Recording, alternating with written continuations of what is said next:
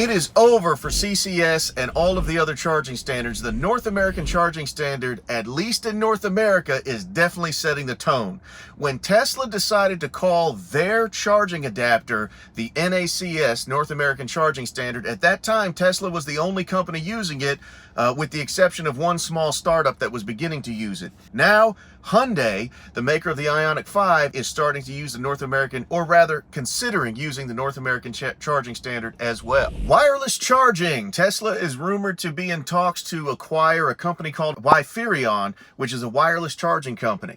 One of my favorite features of my Tesla Model 3 is the wireless charging pad that is here in the center console. I know early models of the Model 3, S, X, they did not have that that wireless charging pad there in the center console. I honestly, if I'd never had it, I wouldn't know to miss it. But if I took delivery of a car today that did not have the wireless charging technology, I would definitely miss it. I am spoiled. I even made a video talking about how, watch out, Tesla will spoil you, and here's how.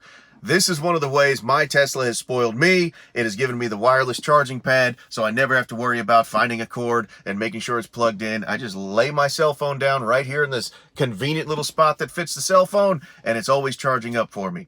So I don't know how to anticipate that this acquisition of Wi-Firion will impact Tesla production, but they have made it a point to acquire certain companies that do things very well as a part of Tesla, absorbing them into the Tesla family in order for Tesla to be as vertically integrated as possible in the development and improvement of their vehicles. There's more signs and symptoms, rumblings throughout the entire community that the Cybertruck is imminently to be in production or is already in production. There's even a video floating around out there that purports to be a video of the Cybertruck assembly line already working. We are also getting videos and photographs of multiple production prototype versions of the Cybertruck in the same video, the same picture. There's a video circulating of two Cybertrucks on the back of a flatbed, and I know this isn't news because everybody's already seen it. There is a video out there of a Cybertruck that's wrapped in that white, black, and gray camo wrap. I thought it looked really good, but my question to you guys is, let me know if it's indicative that Cybertruck is going to be allowed to be wrapped from the factory by Tesla. When you order your Cybertruck, you're able to get it wrapped anything you want.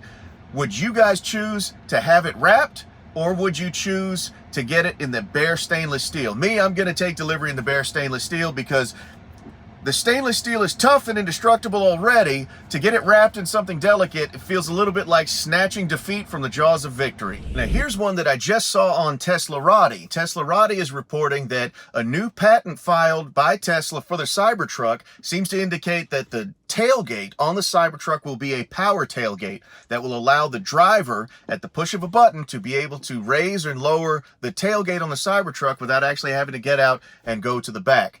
That is something that I'm honestly very interested in, but I would like to know, if we're doing a power tailgate, are we also doing a power frunk? Because we know we're already getting the mega frunk because there's been pictures of it out there. It's basically been leaked that we're getting the mega frunk in the vein of the Ford F-150 Lightning. I would like to know, is that frunk going to be a power frunk? Because if you got a power tailgate and a power frunk on the Cybertruck, that really is going to be a huge boon for the customer experience for the people who have those Cybertruck reservations and are going to take delivery of them. I'm looking forward to it. Let me know if you think that it'll get a power tailgate, but also a power frunk. In addition to the indications that the Cybertruck is imminent to be in production, there's also a video and a photograph out there of a Cybertruck being unloaded in New Zealand, supposedly for cold weather testing. We know that there was some cold weather testing that happened months ago with the Cybertruck because of different videos and photographs that have been out there already of the Cybertruck in the snow. There were some claims that those videos and photographs and that testing was done in Alaska, but I haven't actually seen any of that substantiated from a credible source.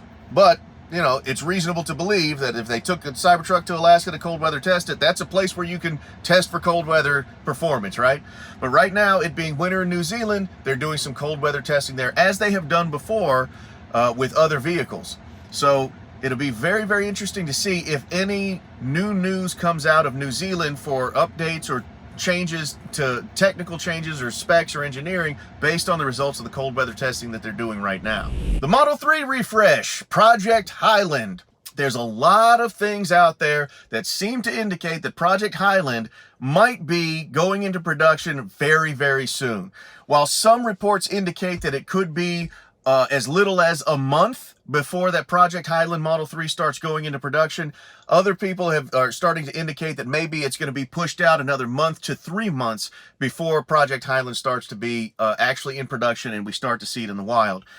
Project Highland, of course, being the refresh to the interior and exterior of the Model 3, supposedly to emphasize more recycled materials and to make production go more smoothly and reduce production complexity, but to cause the exterior of the Model 3 to have a more aggressive and refreshed and modern look. I'm interested to see an unveiling of the actual Highland version of the Model 3 and to see them out in the wild. Hopefully I'll be able to get my hands on one to do some test drives in comparison side by side with the Model 3 long range that I've got. I'm looking forward to that, and I'm pretty sure you guys are as well.